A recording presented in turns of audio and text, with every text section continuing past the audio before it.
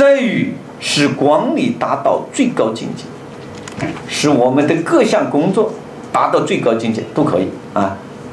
在于管理可以不要也可以，在于达到最高境界。我看我们修身也好，做官也好，就是这三条：弘扬光辉平等，亲近人民大众，在于使各项工作，使自己管理工作各项工作达到至善，至是最高嘛。善是好吗？最好就达到最好的水平，也可以这么翻译，使我们的各项工作达到最好的水平，最高的水平。至是高嘛，是吧？第一个至是就在这个地方嘛，是吧？达到的意思，最好的水平，最高的水平。所以很多企业把这个至善作为企业的目标，就是最好的水平，最好的效果，最好的效益，是吧？我认为大学问，特别是做官的人修身治国，你主要目标就是三大，下面就来阐述了，是吧？知之而后有定，定而后能静，静而后能安，安而后能虑，虑而后能得，是吧？后面就要阐述怎么来做到弘扬光辉平等，怎么做到亲民，怎么做到治国，一章一章来阐述。最后阐述，你看最后30章生财有大道，专门讲怎么管理财富，怎么管理财富啊，是吧？这是第一句话。第二句话呢，很难解释的，这一句很难解释。其本乱而末治者，否矣。其所厚者薄，而其所薄者厚，谓之有也。第5章你没看到，是吧？可以翻到书第5章。这一章怎么讲呢？本乱就是道德这个根本，道德是人的根本，这个本是指人的根本。你这个人的道德的根本坏了，而想来治理国家，治好国家，那是不可能的。谓之有也，否也，否是否定了，没有了，是吧？一个人的道德根本都没有了，都乱了，而想要治理国家平天下，否也，不可能的，是不可能的，是吧？好，后面一句，厚者薄，薄者厚。厚就是重视，薄就是轻视放下，是吧？厚是重视，薄是轻视，在这里做这个意思，所以这个话就很好解释嘛。应该重视的大事都被轻视，本应该轻视的小事反而被重视，这种治理天下的方法是从来不会有的，也不会成功的。我们在座的，你看你是这么修身吗？你怎么去管理企业、管理学校吗？应该重视的你不重视，不应该重视的你重视，怎么治好单位、治好国家呢？所以我讲大学是管理学的一部最高水平的管理学著作啊！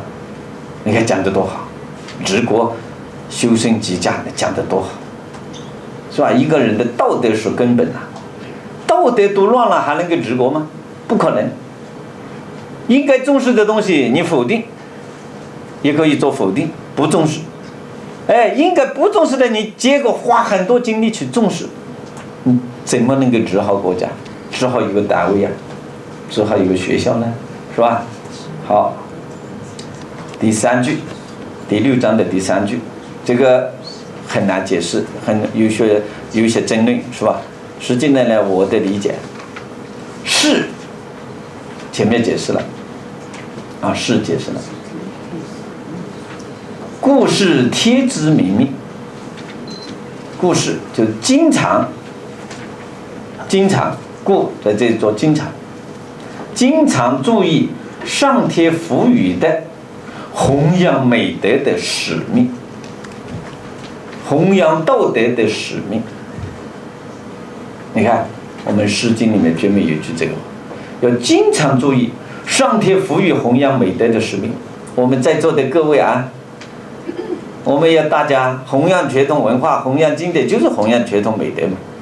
我们大家要经常的注意到思考，是吧？要提醒自己，上天赋予我们弘扬美德的使命啊。第4句话啊，叫做穆穆文王于鸡兮尽之，于鸡兮尽之，鸡兮。第9章，穆穆文王大家都知道，指的周文王。仪表穆穆是仪表堂堂端庄，叫仪表堂堂，光丈恭洁，叫做穆穆，是吧？仪表堂堂也可以，我把它写在一起，更加强调仪表堂堂、端庄恭洁、谦恭的周文王，他光明的美德啊，鸡兮是光明嘛，是吧？博大嘛，鸡兮是博大光明嘛，是吧？他光明的美德啊，敬之，人们无不崇敬啊。周文王，你看在《论语》里面，孔子怎么评价周文王？周文王是大圣人呐！啊，伏羲做八卦，他把他推算成64卦。而且周文王治理国家有一套完整的思想，礼，周文王在这里达到最高水平，是吧？孔子讲的服礼，就是要恢复到周朝的礼。周朝的礼是谁创造的？周文王。周文王，是吧？你看，所以来赞扬周文王啊，仪表堂堂、端庄谦恭的周文王，他光明的美德啊，人们无不崇敬，是吧？